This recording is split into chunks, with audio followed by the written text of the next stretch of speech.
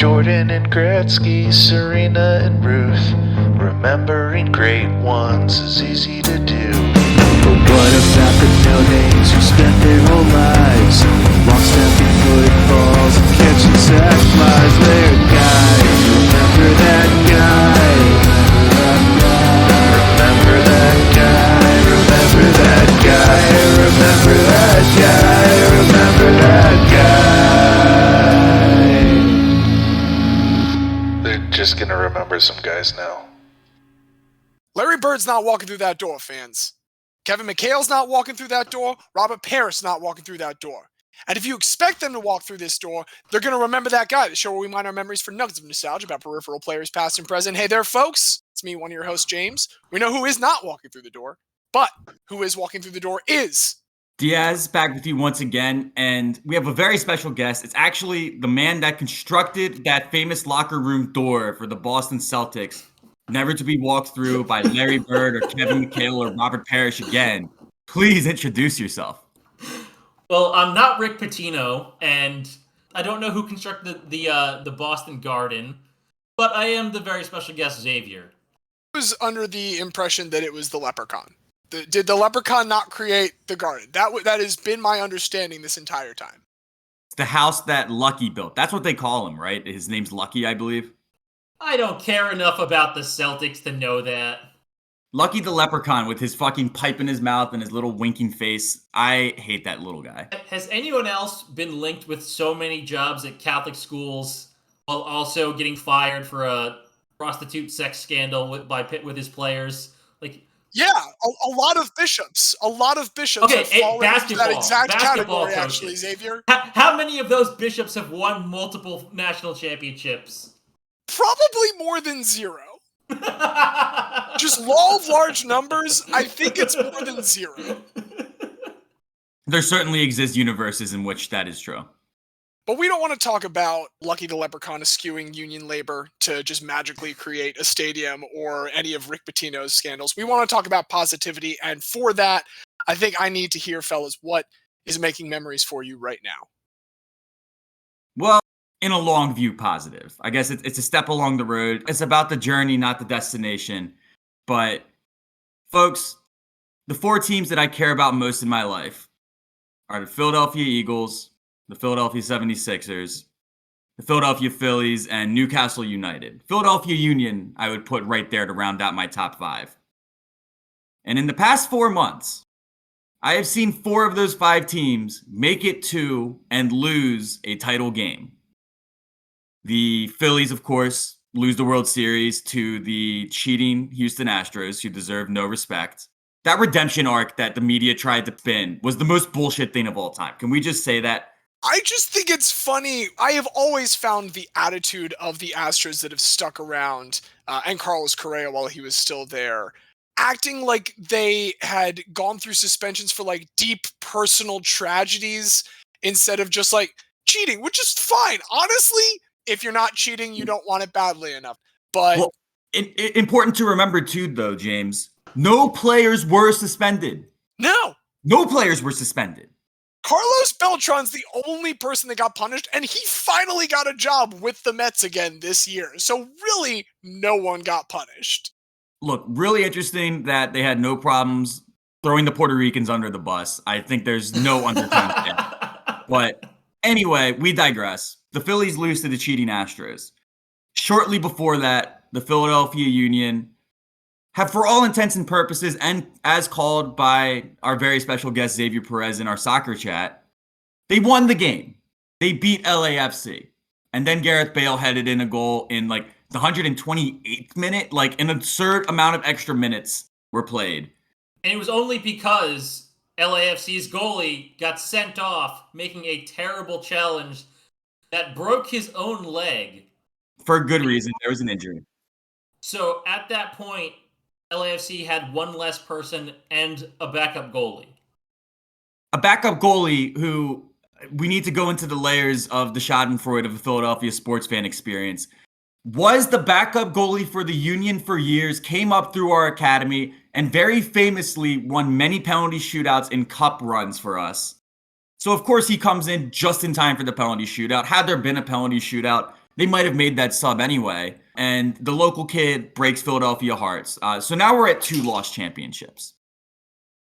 Then, earlier in February, the past month, a game called the Super Bowl was played. Normally they play it on grass. This time they played it on an ice rink. And this, of course, neutralizes the Philadelphia pass rush that would have very severely punished a gimpy Patrick Mahomes. And the Chiefs win that game.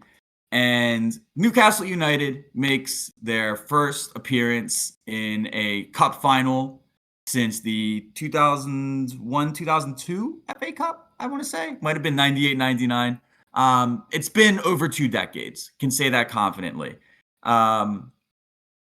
Newcastle, despite not being in Philadelphia, there was an incredible circumstance that aligned for our 4th string goalie who had not played a competitive match in over a year, nearly 2 years, makes his first appearance in the Carabao Cup final. Loris Karius, who had started a final in the Champions League for Liverpool. But he started one.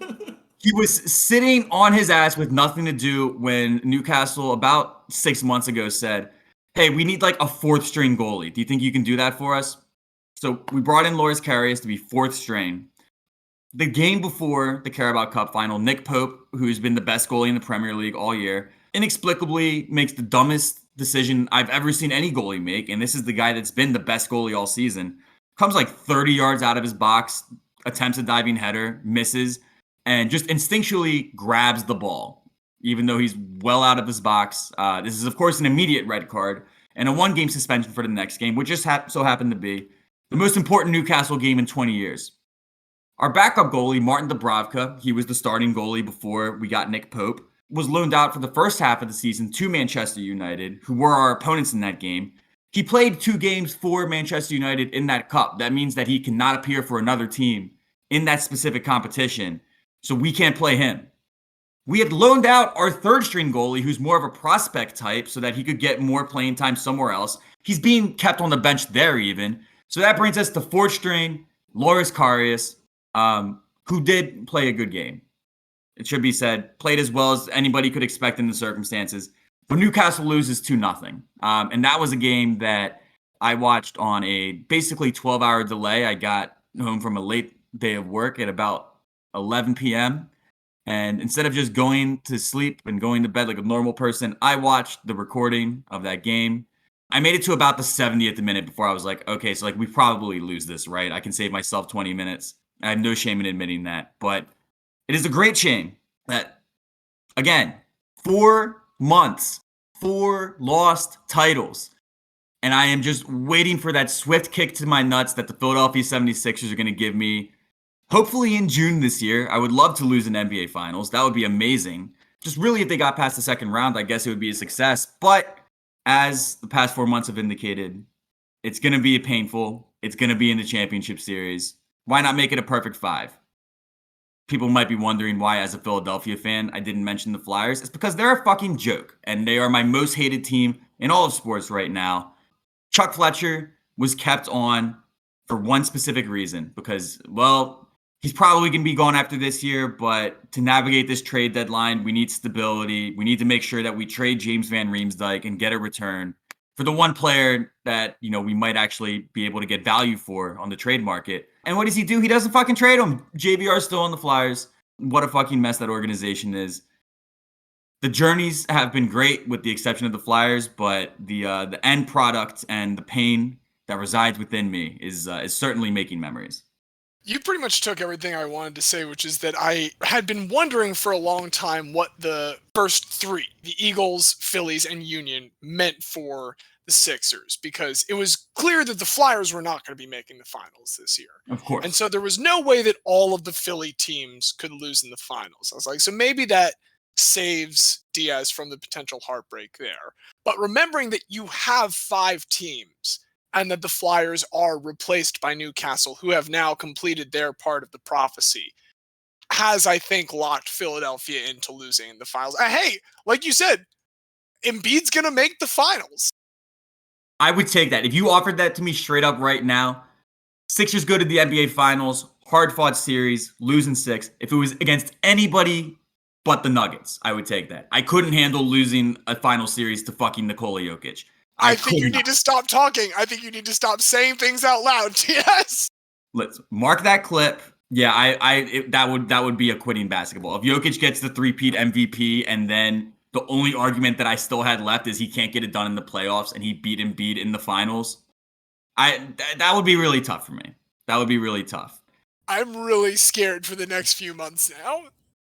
Listen, even then, we would have made the finals. I haven't seen the Sixers in the finals since I was 8 years old, which is incredible. Yeah, it's weird, right? Because it's like I look back on the Phillies season very fondly now. I look back on the Eagles season very fondly. A great run for Newcastle, some local guys scoring along the way, and the Union were the best team in MLS all year. Great runs. But you just keep coming back to the fact that you could have been the happiest as possible. And instead, you were miserable for like 3 to 4 days after. It would be nice to get another championship. But listen, I'm very grateful for the 2 that I have. I'm very grateful for the memories that have been made by all of my teams, except for the Flyers and Chuck Fletcher. Go fuck yourself. And speaking of memories being made, let's not look forward to the inevitable NBA Finals outcome. Let's focus on the present. Xavier, what's making memories for you right now? Yeah, I got 2 things. Just real quick, I want to shout out Jalen Brunson, who was Eastern Conference Player of the Month for the past month after averaging 27 and 6, shooting 42% from 3, and just overall being great as the Knicks have won 7 in a row and look weirdly fantastic and apparently have the best offensive rating over the past 3 months of any team in the league, which is nuts. Xavier, I do have a question, though. How dirty do you feel knowing that it is the Villanova backcourt that tortured Temple for years? I feel nothing at all. I have forgiven Jalen Brunson for his indiscretions. I'm letting him have it. It's an important question. I was a Knicks fan who suffered before I was a Temple fan who suffered. So I have forgiven Jalen Brunson for his indiscretions against Temple. You know, I forgave him a little earlier this year after he came to the Knicks, but now I definitely forgive him because he's fantastic. And Josh Hart, let's not forget. And Josh Hart. The Knicks have not lost a game since Josh Hart has been on the team, 7-0. And, I mean, they're beating good teams, too. And they put up fucking 81 against the Nets in the first half of the other day, which is very, very fun to see the Nets implode while they do not have their own picks. So that's enjoyable. But the thing I really wanted to talk about was Arsenal played Everton on Wednesday in a big game. You know, ended up winning pretty handily 4-0. I got to watch it while I was at work because I have NBC, so I watched it on my computer. People in the UK could not legally watch this game in any way. I was like, that seems a little weird. So I looked into this, and I think I had known something about this before, but there's essentially 2 things that keep people in the UK from being able to watch Premier League games when everyone in other countries can watch them all. The UK doesn't sell the TV rights for all of their games during the season. They only sell the rights to half of the games. 1, because they want to keep things exclusive, but 2, because of an obscure rule from like UEFA statutes called Article 48 that allows member countries to select a 2.5-hour weekend slot where live soccer can't be televised at all. So the UK, the English FA, has picked Saturday between 2:45 and 5:15 p.m. No soccer is allowed to be televised anywhere in the country. The reason for doing this is essentially to, quote, protect stadium attendances. They schedule like half of the games during the weekend at this time. It's just, we want you to go out and either pay to go see them in person or go watch like your local lower league team play instead. We don't want you to be able to watch this otherwise. So if you're in the country, you can't actually watch it unless you go watch it in person. But everywhere else in the world, you can watch it very easily. And I think that's just absolutely nuts. There was talk currently about women's football possibly getting an exemption so people can watch women's soccer. I'm like, that would be great. Let people watch stuff. It's hard enough to get people to go to women's games because they're so drastically underfunded. It'd be nice if you put them on TV. But, I mean, could you imagine if the NFL was just like, hey, we're 4:00 games Eastern time. You can't watch them. You better get your ass down to M&T Bank Stadium, otherwise you cannot watch the Ravens. They're hamstringing themselves for no reason. They're not required to do this. They're allowed to do this, but they're not required to do it. I guess I understand the financial concept of wanting to get people to the stadium. But if you've already managed to split the rights up as much as you have, it does seem like you're leaving money on the table. Typically, when I see a decision being made by corporations that seems like it's theoretically losing them money, I am surprised because, as far as I know, they exist to eat that thing. Currently, the UK has their rights split up between 4 different providers: BBC Sport, BT Sport, Sky Sports, and Amazon Prime. And none of those are just standard cable packages other than BBC Sport. So people have to have 3 extra subscriptions to only be able to watch half of their games. Let's go back to cable. Cable was fine. I liked cable. It is incredible how we're coming back full circle to just give me all the things that I want at one price. Full circle. What about you, James? What's making memories for you? Well, Diaz, your Eagles are doing one thing for me that I love very much. They have submitted a proposal for players to wear the number 0 in the NFL again, which I'm very thrilled about. People were able to wear both 0 and 00 until uniforms were standardized in 1973. In fact, there is exactly one Hall of Famer with the number 00. It is Jim Otto, center for the Raiders. I just love it when people get to wear 0 and 00. It's a great thing. The first Sixers game that I ever attended, 2014, against the Charlotte Bobcats, there was a 00 and a 0. Diaz, I did want to give you a quick quiz question. Do you think you can name the Sixers players that on January 15th, 2014 wore 00 and 0? Yes, very easily. Let's see it. Spencer Hawes, Tony Roden. I had Tony Roten wearing 3 in that game and Brandon Davies wearing 0. Brandon Davies did win 0. Tony Roten never wore number 3. Okay. He was actually number 9. Okay, because my immediate thought was also Tony Roten. I had to look it up for a while because Brandon Davies wasn't even listed as wearing 0 initially in the bereft. You got Spencer Hawes as the 00. All that to say, yes, please let everyone wear 0 in the NFL. It's great. Speaking of the NFL, there's a lot going on the Ravens, and I feel like I have to. Did you guys just hear that? That thunderclap means I unfortunately will not have time to talk about the Ravens because it's time for a spring training lightning round. I do have just a few things that I want to say from the first couple weeks of spring training. First off, the pitch clock. It's awesome. No equivocation whatsoever. Pro pitch clock. Fucking rules. So that's bullet point number 1. Bullet point the second. Masataka Yoshida, Japanese slugger. I just find it hysterical that the first time he ever got to play with the Red Sox in a game was against Northeastern University. And they scored 5 runs in the first inning, so he probably thinks this American baseball shit is going to be sick.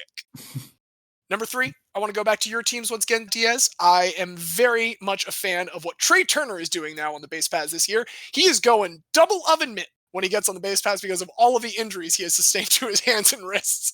And so every time Trey Turner takes a base this year, he will be double mitting it up.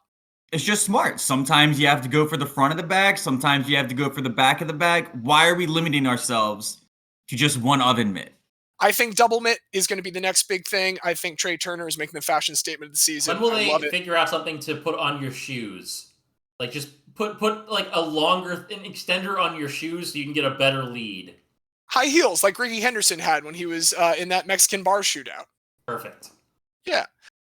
Got a couple more bullet points. Real quick, the Orioles playing a half inning against the Pirates with no umpires because the game had ended and Brandon Hyde just asked permission for Ofredi Gomez, I believe was the Orioles pitcher. He's like, hey, come on, we had him scheduled today. Can we get one more inning? And Pirates like, yeah, hell yeah, let's get some more at-bats for some of our young guys. And no umpires, but still a broadcast going on. Just a beautiful half inning. If you put that on a loop for the next 8 months, I wouldn't care if there weren't real games. I just want an eternal inning of baseball. Finally, I am no longer afraid of the Texas Rangers. I have no fear whatsoever for the Texas Rangers because the Texas Rangers players were asked on social media in a little video who their mains are in Mario Kart. And 9 out of the roughly 23 or so that were asked listed Bowser, which means the Texas Rangers are just completely unaware of any of the current meta in cart. And if they can't be trusted to keep up with that kind of like basic competitive knowledge, clearly you should be doing Waluigi on some kind of ATV. Getting Bowser or really any heavy character, like, get the fuck out. You don't know what you're doing. The Texas Rangers do not strike any fear into my heart whatsoever. And that has been your spring training lightning round.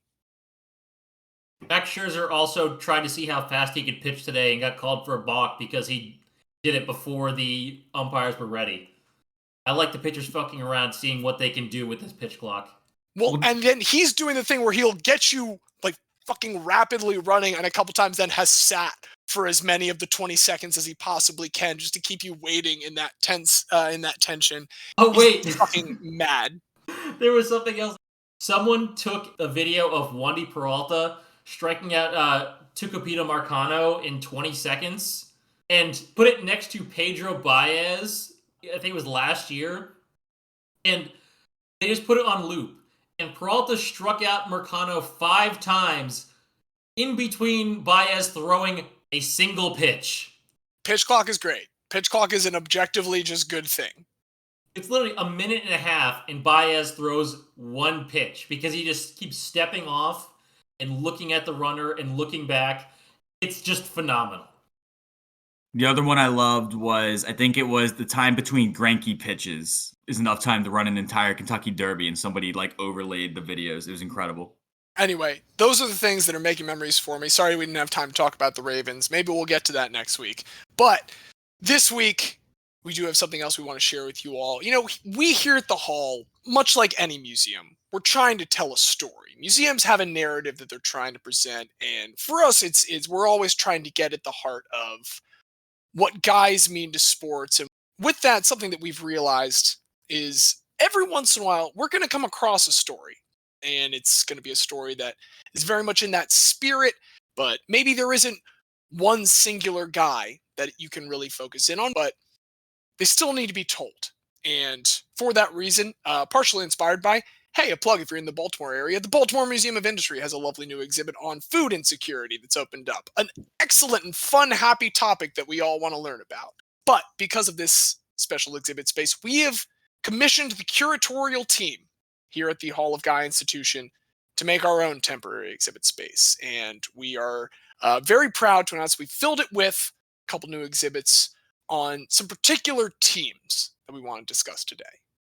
Yeah, this is an incredible addition to the Hall because as I think it was Mr. Medicinal that really first brought it to light for us. Sometimes you cannot consider the individual guy, but it is the collective that they form that is what makes them guy. As the guy is greater than the sum of its parts, I guess is the best way to say that.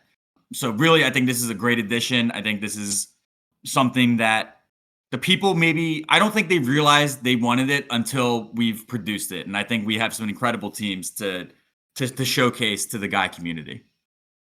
I couldn't agree more, and I think you folks are absolutely going to demand the opportunity to learn more about what we have to present to you. I want to go ahead and take you down the first hallway here, if you guys don't mind. This is something I worked very closely with the curatorial staff on for my exhibit, and I'm really excited to share some of it. But as we enter, we're going to try and set a little bit of an atmosphere for you. You'll actually notice that right here, we've got a tumbleweed running on a timer that comes across every once in a while to really set the tone that we are going back to the last bastion of the Wild West.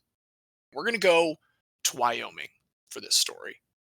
As we step a little further in here, we want to inform people a little bit about what it was like when Wyoming became a state all the way back in 1890.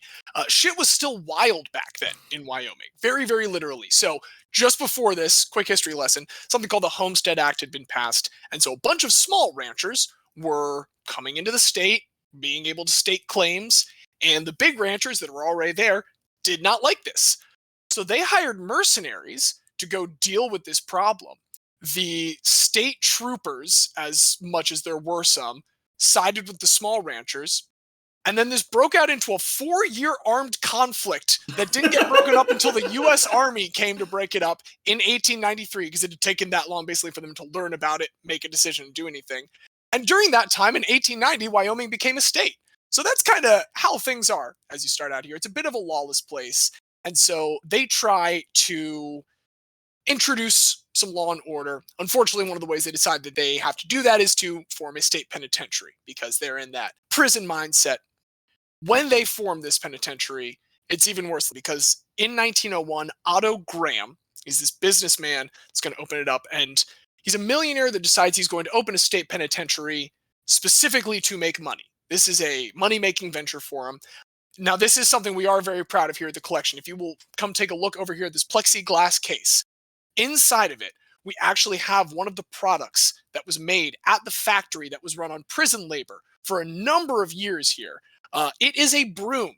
This was a prison labor broom factory set up by Otto Graham that made him, over the course of the next few years, $250,000, equivalent to about $6 million now. So he's getting very, very rich off this prison labor broom system until eventually the state does in 1911 say, hey, actually, I don't think you can directly profit off of prisoners in this way. We're Wyoming and everything. But this seems a step too far. In 1911, that is when they kick him out. They bring in this former Bighorn County Sheriff, Felix Alston. Here you'll see on the wall, we actually have his badge when he was Bighorn County Sheriff. But once he turns that in to become warden of the prison, things get better very quickly. The guys are given outside recreation time.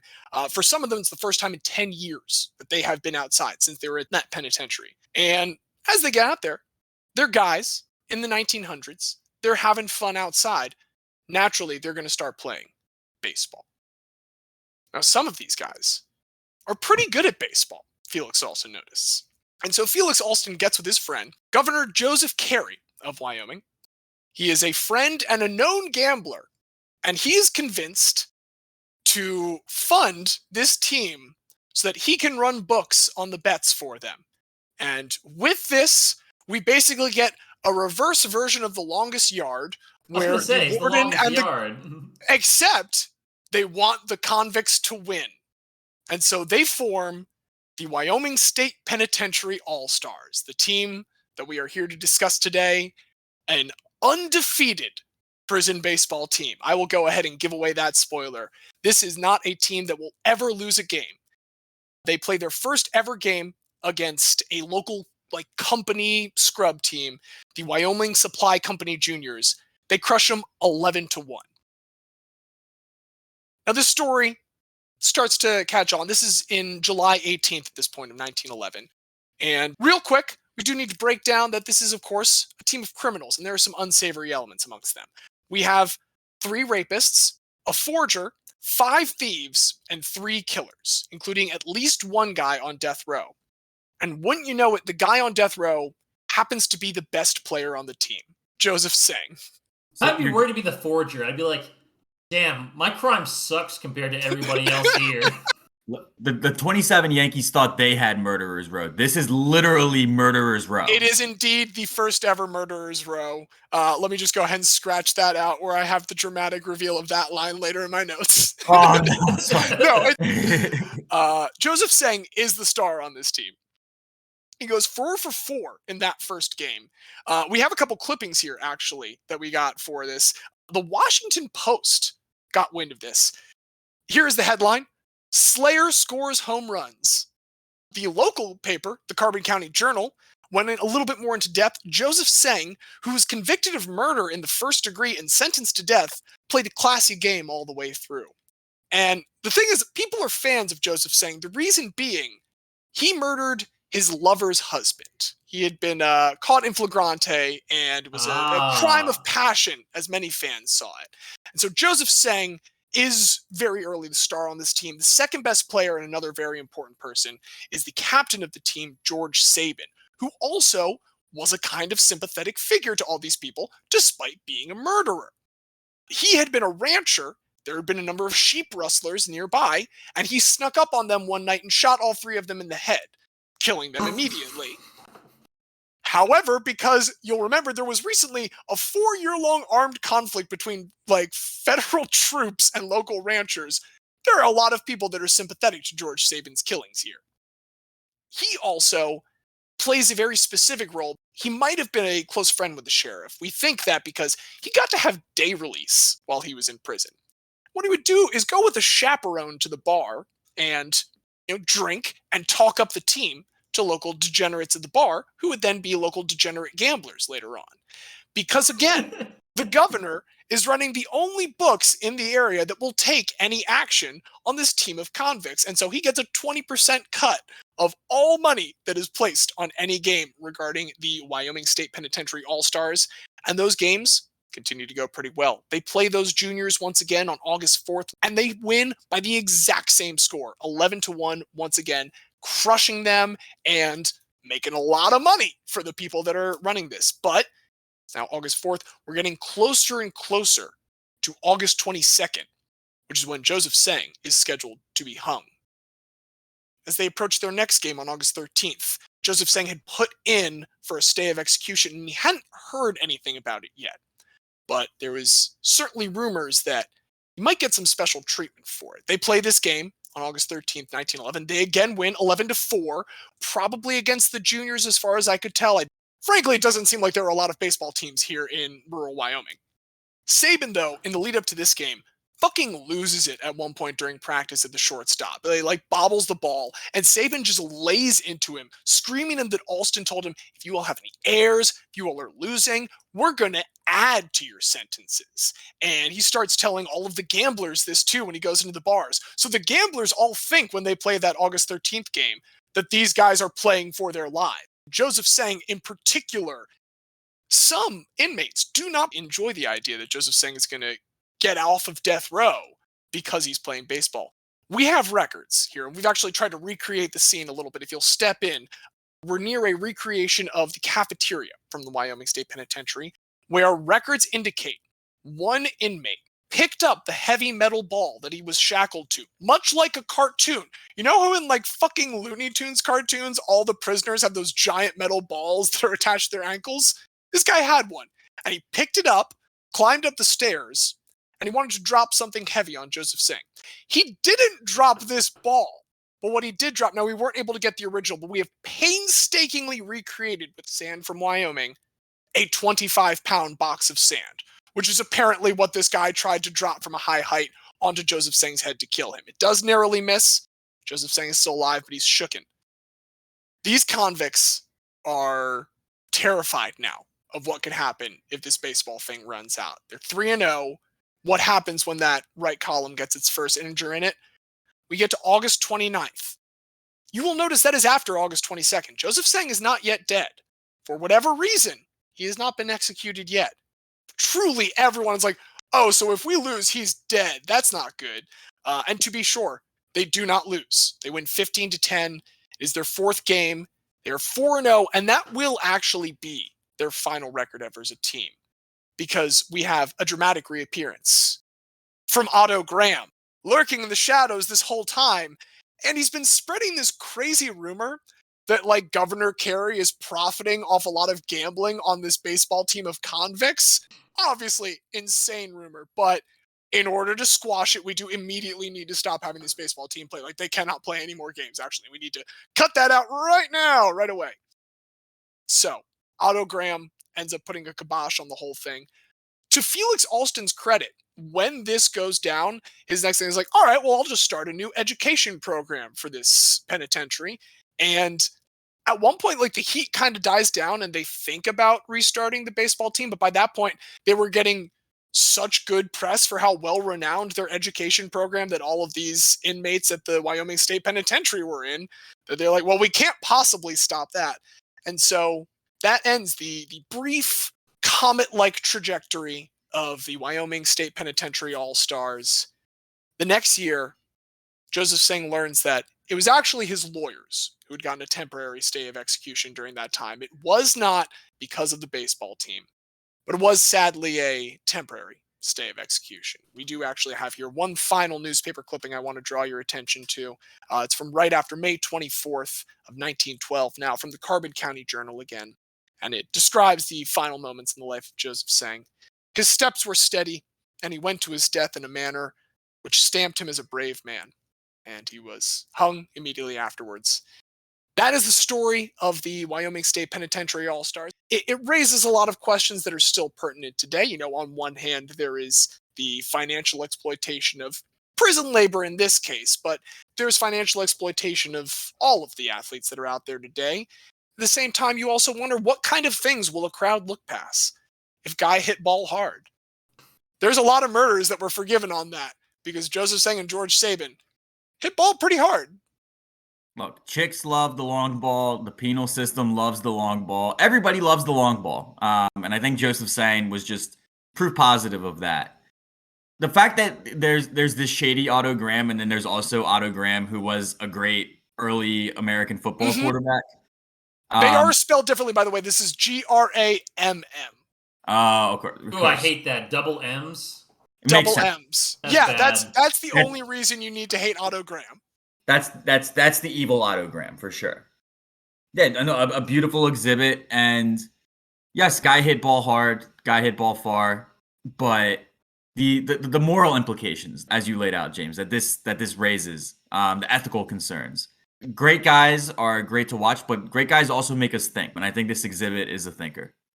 It is, and some people that we want to thank, not quite think, but thank, are two of the people that wrote an excellent book that was used as a source for this largely, and it's Chris Entz and famed Hollywood producer Howard Kazanjian, who was responsible for 2 each of the Star Wars and Indiana Jones movies as like an incredibly successful Hollywood producer, and now just like sometimes writes history books with his buddy Chris Entz. This one was Death Row All-Stars, a story of baseball, corruption, and murder. So our curatorial staff is thoroughly indebted to their support and funding. Thank you again for that big old novelty check. But, of course, the staff has been hard at work. We have been working them to the bone, much like the Wyoming State Penitentiary All-Stars, because we've got 2 other exhibits that we're incredibly excited to share with you. Yeah, if you'll follow me over here to my left, we have an exhibit which is centered around the greatest dynasty in American sports history. You may be wondering, are we describing perhaps the late 90s through the 2010s UConn women's basketball team? Are we talking about the UCLA men's basketball teams from the 60s and 70s? Perhaps the Patriots of the 2000s into 2010s? Lots of great dynasties in American sports history. But there's one that reigns supreme above all of them. We're talking about a team that since 2007 has claimed every single national championship which has been competed at the college level. Not only that, this is a team that for 7 of those 8 years, they competed in the championship against themselves. You may be thinking, how is this even possible? Impossible. It can't be done, Diaz. Well, when your JV is just as loaded as your varsity, imagine if Alabama football was allowed to have their backups be a specific team that also plays a 12-game schedule, and then Alabama varsity and Alabama JV met in the college football. Don't give them this idea. They'll do it. Diaz is speaking so many horrible things into existence tonight. They will do this. Well, listen, just imagine how horrible that would be if it happened once, and imagine it happened 7 out of 8 years. Not only that, this is a team that is competing at the highest level of competition. It's not appropriate to say professional for this sport, but they compete at the highest level. They won a national championship in 2006, have claimed 5 other cup titles. I'm talking about the greatest dynasty you've never heard of until now, the West Point, aka Army, team handball team. That just feels appropriate for handball. I don't know why. Handball has big, like, 90s techno vibes to me. Well, I love handball because we were able to play intramural handball in college. And, like, I remember even in, like, high school gym class, like, handball was just, like, the coolest fucking sport that you could ever possibly want to play.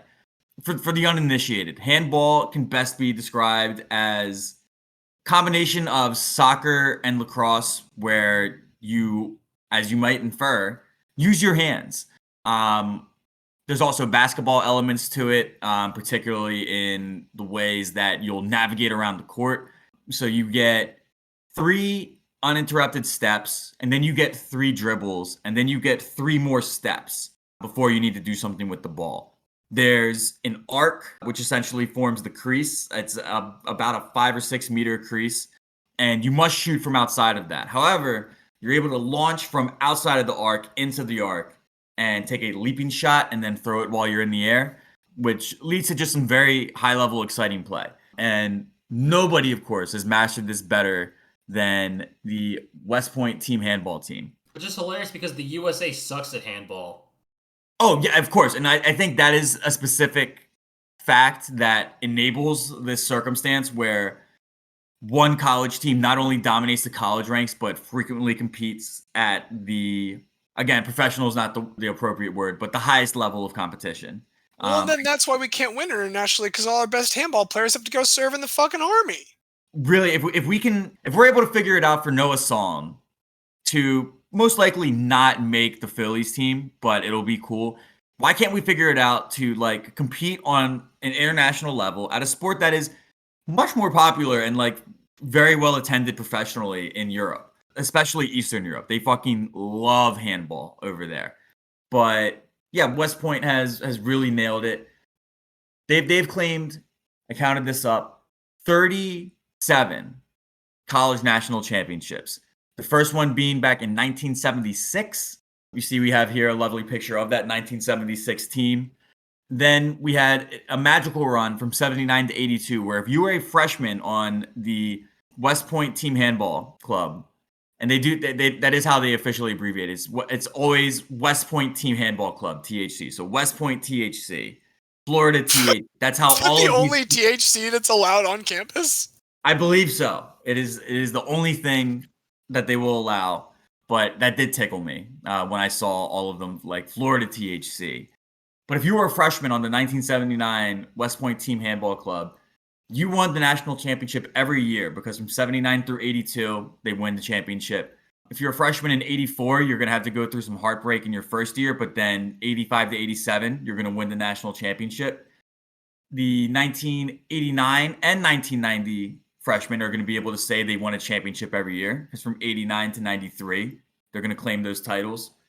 Then 95 to 2001, 2003, a stunning 3-year gap from 2004 to 2006, where they do lose the national championship each year to UNC. But in 2007, you're finally going to get your revenge. You're going to get your revenge 3 years in a row against UNC. And then in 2010, some incredible memorabilia from Myrtle Beach, South Carolina, where the 2010 national championship was competed. You're going to see some beautiful merchandise from the start of the most incredible run of dominance by one team, because this is when West Point Black starts having an epic run of games with West Point Gold in the national championship. 2010, West Point Black is going to win 30 to 25 over them. In 2011, they're actually going to go over to the Air Force Academy, is where this was competed. 40 to 28, a bit more of a domination. But it's really the 2012 game in Richmond, Virginia that we want to focus on here. This was the best chance that West Point Gold ever had to claim a title. They put that game to overtime. West Point Black would prevail 29-27, but really a moment that the impossible very nearly happened. A JV beating a varsity in a national championship was almost a reality that we got to see. But unfortunately, for the content, really, I'm most sad for the content, because the content would have been amazing had that happened. I can't imagine the banter back on campus as the JV. I wonder how they split it up. Because if there's someone on the JV and they're like, I think we could really do it this year, do they just be like, I don't want to join the varsity team because I think we could beat the varsity team as the JV? And then what's the quality breakdown? There is absolutely no way you do not go to varsity if you were ordered at a fucking military academy. There is no way that is you are off the team if you do not. But there's got to be there's got to be someone though who's good enough to be on the varsity or better than someone on the varsity, but because of just how the seniority breakdown, the coach is like, okay, you're going to be on JV for this year, even if you're better because this is your senior type thing. The talent breakdown is definitely not going to be like fully the best or only on this one and the worst or on this one. Any given whatever day it is that handball typically takes place. Any given handball day. That's actually exactly what they call it. They wake up and they say, "Wake up, babe! It's handball day." That's official Good morning, handball day morning.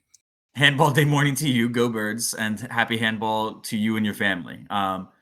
But no, this run is going to continue next year. The varsity really wants to lay down the law. They want to make sure that JV doesn't get cocky. They went 34-19 that year. In 2014, JV's not going to make it. Our good old friends, the Tar Heels, are going to come in to get a 23-14 whooping in the championship. But then the next 2 years, so now around 2015 and 2016, JV's going to make a step up again. Varsity is going to win 35-32 in 2015, and in 2016, again a more convincing victory, 29-17. But to recap, from 2010 through 2016, so a 7-year span, 6 of the 7 titles were competed between West Point Varsity and West Point JV.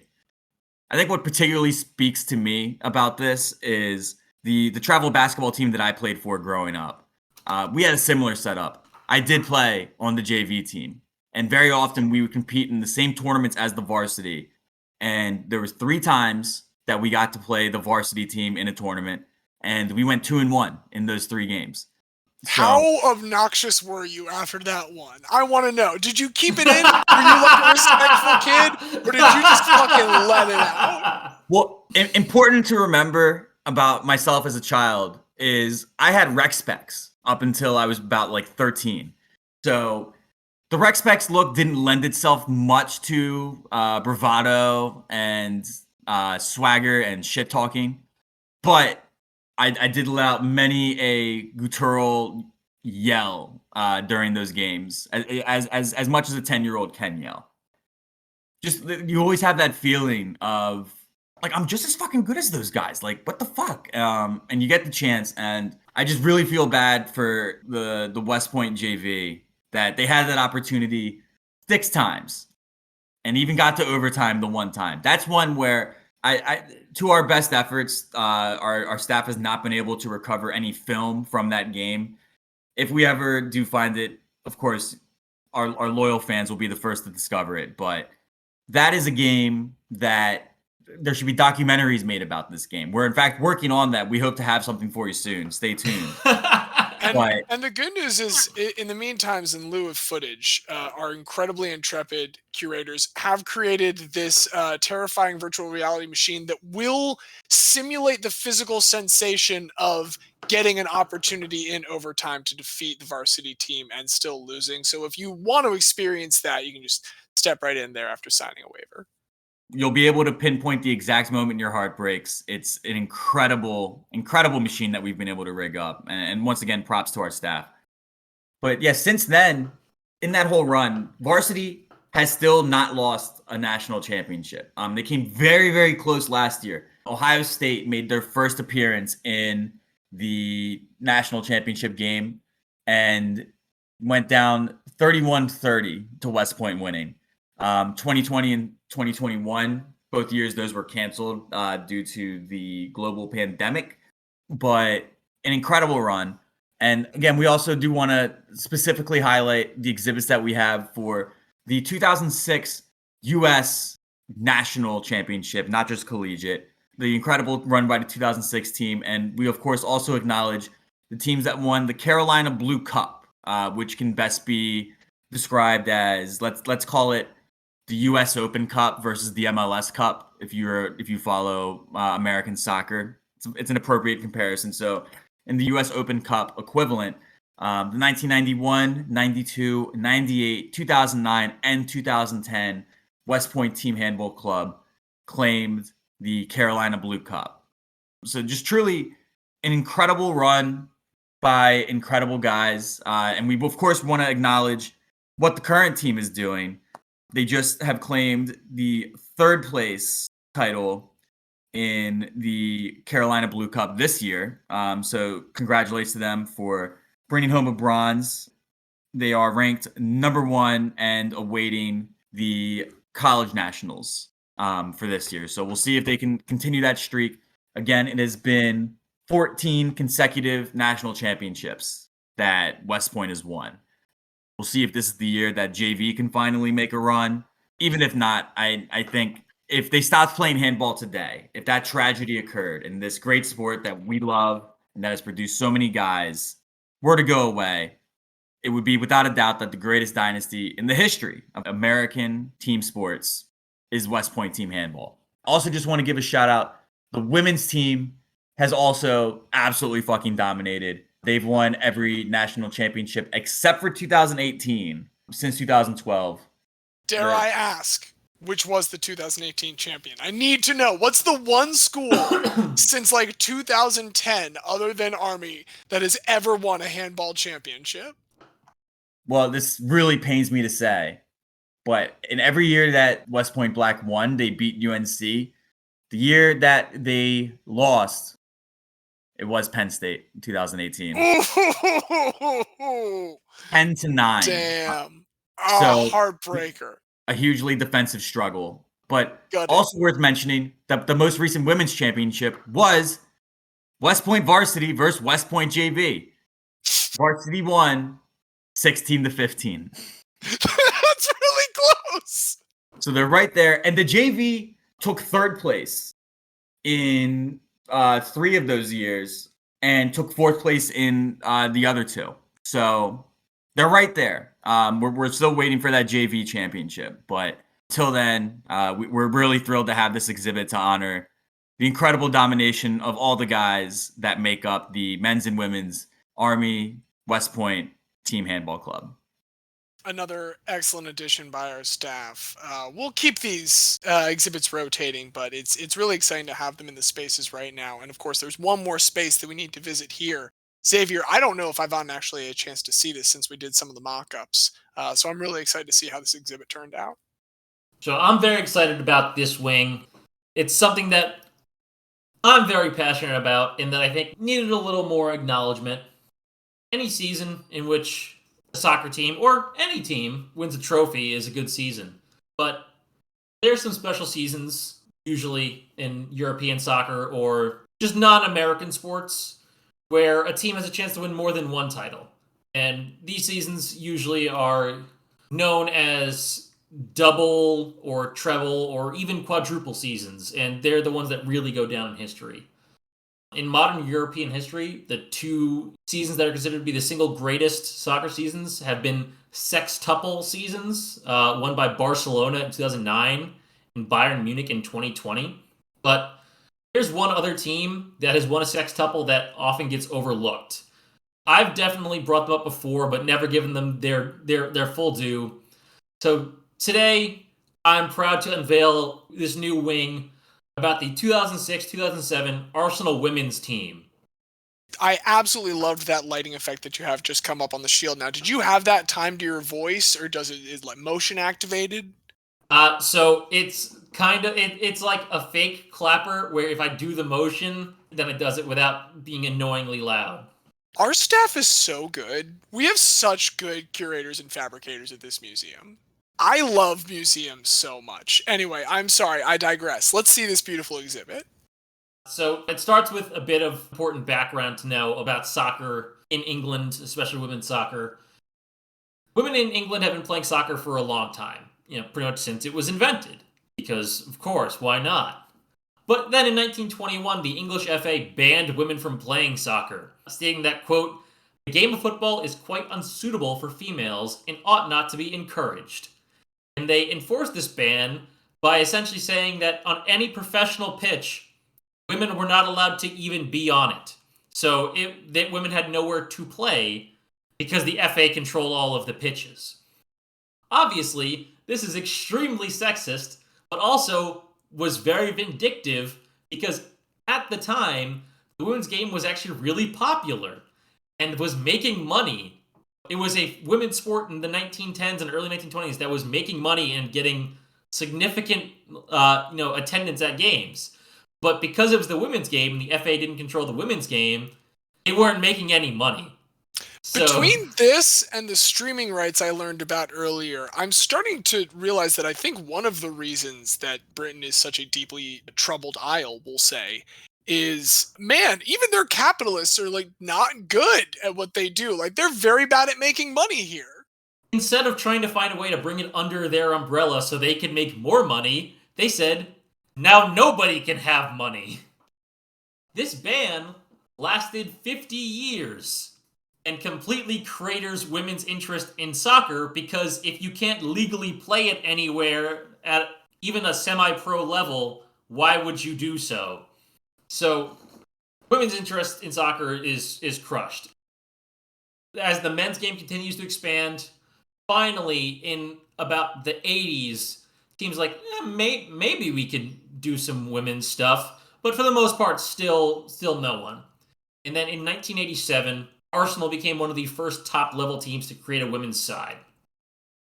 As one of the first real investors in the women's game, and I use investor loosely because they're not putting a lot of money into this. It's just more than zero, which is what everyone else is doing. Arsenal wins most years of this still amateur, nascent women's professional league. By 2002, they finally go to semi-professional status. Even then, they're not really paid much at all. Some reports were that they didn't get a salary, but instead a small bonus of £100 per player per win. And by 2006, the way that some of the players were paid was just by getting them different jobs at Arsenal and then covering their match expenses. So there were players who were part of academy training staff, even one woman who was part of the laundry team. It's so incredible to me that we were able to get these well-preserved payroll records from Arsenal here, which you can see on display, showing all of these different counting trickeries that they played. You know what? The one thing I will give Arsenal is that they're a team and a club that is very focused on their history and have recorded a lot of very good information to make sure that this stuff is passed on to future generations.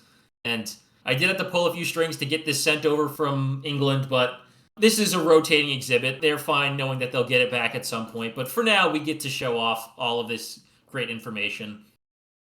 Regardless, by 2006, Arsenal are a dominant force led by young 21-year-old England defender Alex Scott, 18-year-old forward Leanne Sanderson, and veteran 27-year-old stand-in captain and Welsh midfielder Jane Ludlow.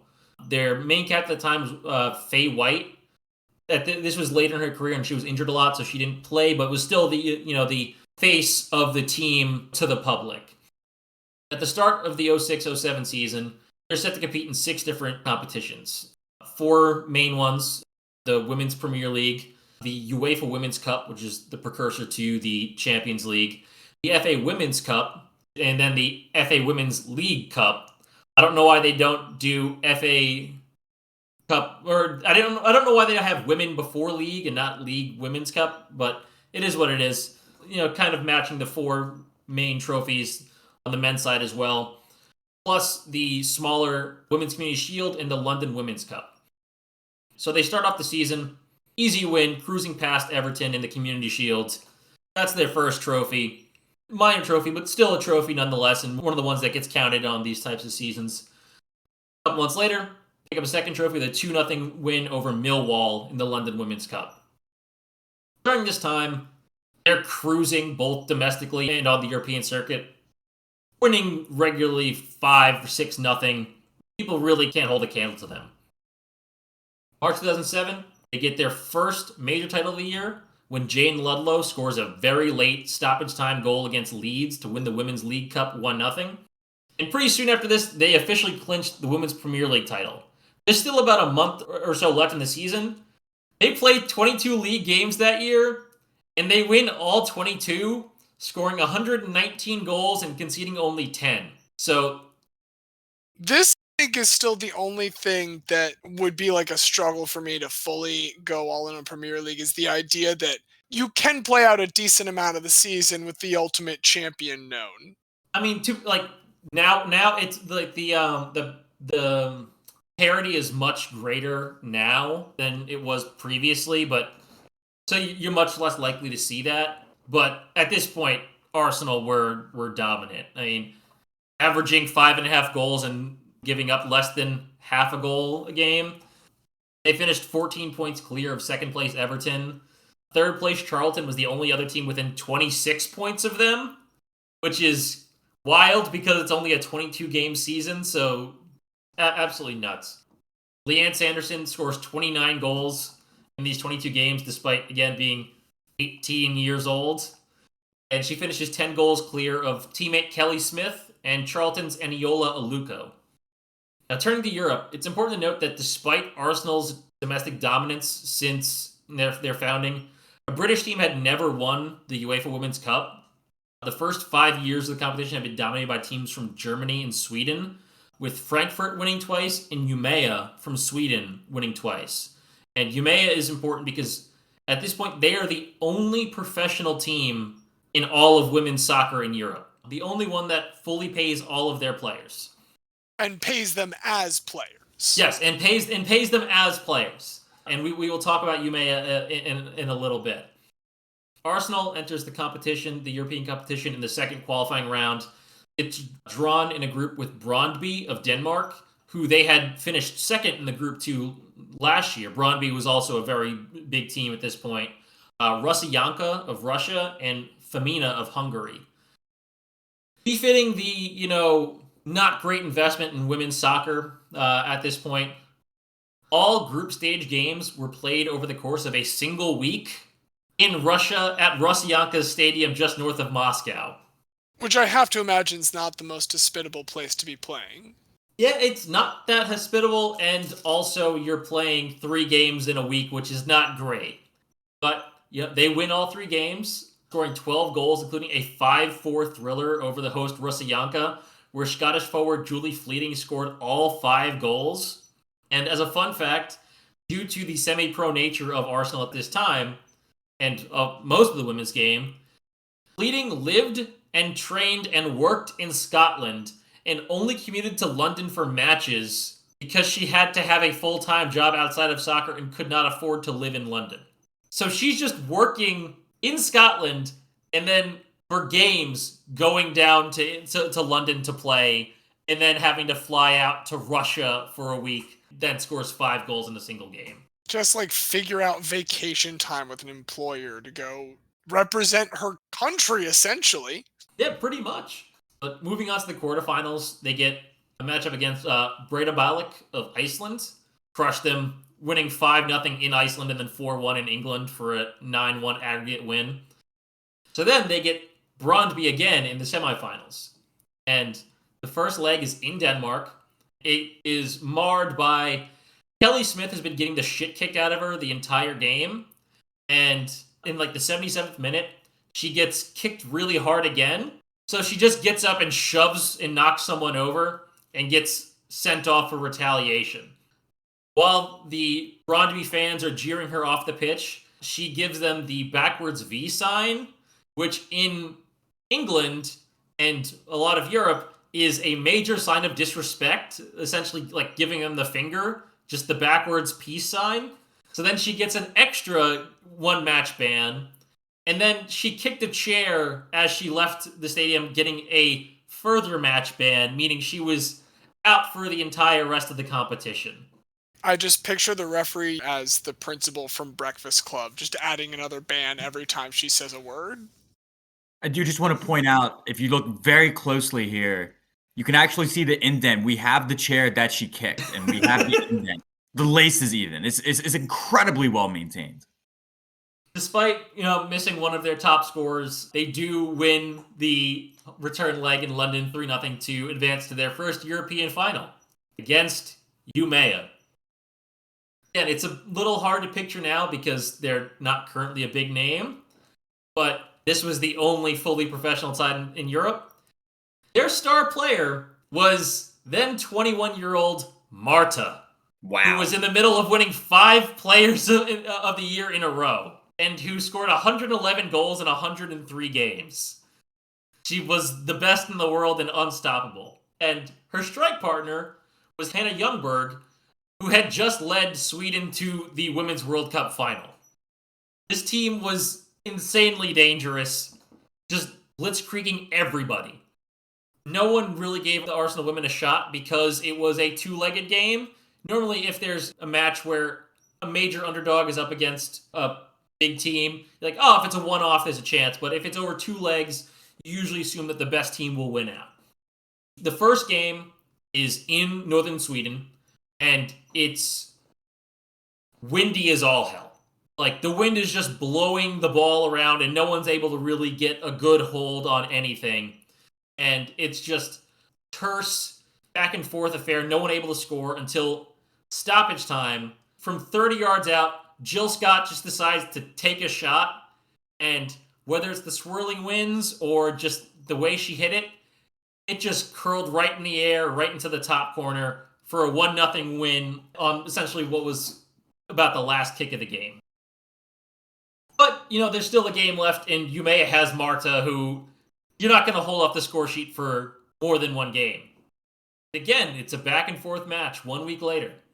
At one point, Umeå's Madeline Edlund took a shot that rebounded off the post, hit the face of Arsenal's keeper Emma Byrne, hit the post again, and then went out for a corner kick. So essentially, she dove for it, missed, post, face, post, out. Umeå makes a bunch of attacking subs, bringing on everybody, just 5-6 attackers led by Marta, and they just can't get past Byrne in the Arsenal defense. And the game ends 0-0, giving Arsenal their first and only UEFA Women's Cup title. And as of today, they are still the only British team to ever win the UEFA Women's Cup or the successor Champions League. This is now their 5th title of the season. 1 week later, they have to regroup to compete in the FA Women's Cup final against Charlton in front of 24,000 fans, which is double the previous attendance record at the City Ground in Nottingham. Perhaps, a little bit hungover from previous celebrations, Charlton scores within 2 minutes for a dream start. But Arsenal quickly gets in gear, and 10 minutes later, they're up 2-1. Thanks to goals from Kelly Smith and Jane Ludlow. And then the pair score again on the other side of halftime. Arsenal wins 4-1 for a 4th major title of the season, 6 titles of the year. Man, that's really nice to finish on an absolute just ass-kicking on home turf, basically. I mean, at least on home land, in front of your fans after this nail-biter finish elsewhere. What a finish for the sextuple, my goodness. And, I do want to give a quick aside about, this is unfortunately another instance of women's sports being disrespected, but the Charlton women had a great season that year. They finished 3rd, and they finished runners-up in the FA Women's Cup final to a juggernaut. But their men's team got relegated from the Premier League that season. So their board immediately announced that they were disbanding the women's team to save money. And people questioned this because they didn't really pay much money for the women's team anyway, and it was revealed that it would only save them about £250,000 to do so. A very paltry sum given that they just sold their star player Darren Bent to Tottenham for $16.5 million. So people are like, what the hell are you doing about this? And the women's team all the players left because they were out of a job, but fans wanted to keep the team going and tried to secure independent funding for the team, and were able to do so. With zero support from the actual Charlton board and owners, they fielded a Charlton women's team the next year. But because they had lost all of their players already, they did then get relegated immediately that next season. Thankfully, now in 2023, Charlton does have a full women's side again, but it's, just the biggest FU to have a great season and then immediately have the board say, we're disbanding you because the men's side had a terrible season. Terrible. And that's why women's soccer needs exhibits like this so people can see just how fantastic it is. Well, we're projecting really great attendance numbers for this. And that's good because, again, as we said, these are stories that, even if they do not fit neatly under the mantle of one particular guy that stands out amongst them, they are all crucial stories with that big guy energy. Tremendous exhibits. We're so thrilled to welcome in these incredible teams filled with guys, and we hope that you guys will soon be filling this hall with your attendance. Again, we outlined some of the super highly advanced techniques that we've been deploying here.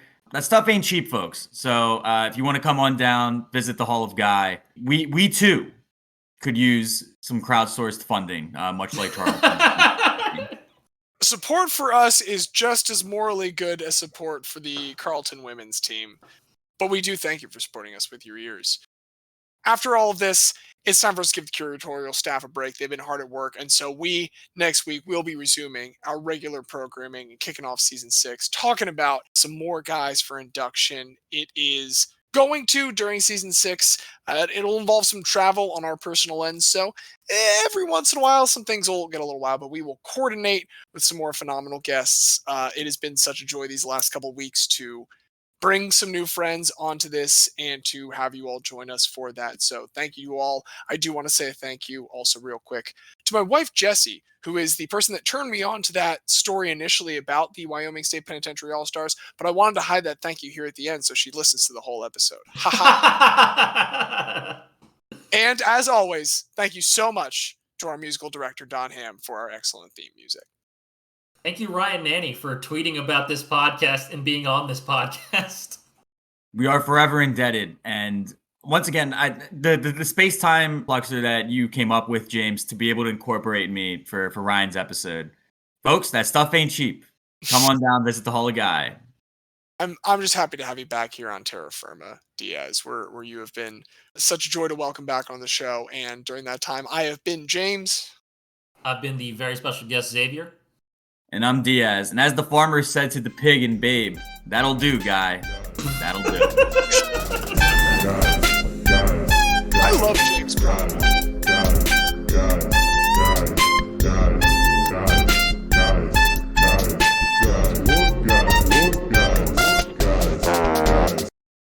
Before I bought my nice car, I was a very messy car guy. But then I bought a nice car, so I take care of that shit. Okay, that makes sense. Used car that I spent $2,000 on, yeah, fucking 7 different McDonald's bags. I remember that one.